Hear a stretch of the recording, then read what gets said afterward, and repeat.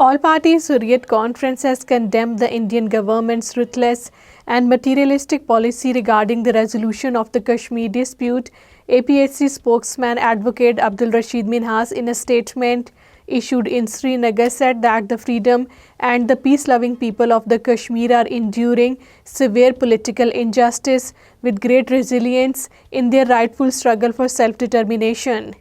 In a shocking act of blasphemy, the Indian Occupational Forces personnel desecrated the Holy Quran during a raid at the Central Jail, Srinagar, triggering widespread outrage among the prisoners and the general masses in the occupied Kashmir. Eyewitnesses described the scene as harrowing, with the sacred Quran thrown across the barracks in a deliberate show of disrespect.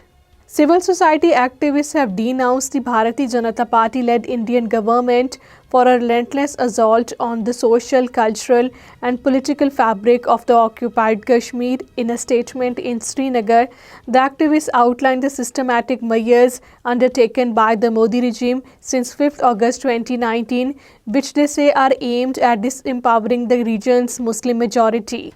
Uttar Pradesh police have detained Gulbuddin, a mentally challenged Muslim man, accused him of involvement in the violence that erupted during a contentious survey of the Shahi Jamia Masjid in the Sambhal city in November.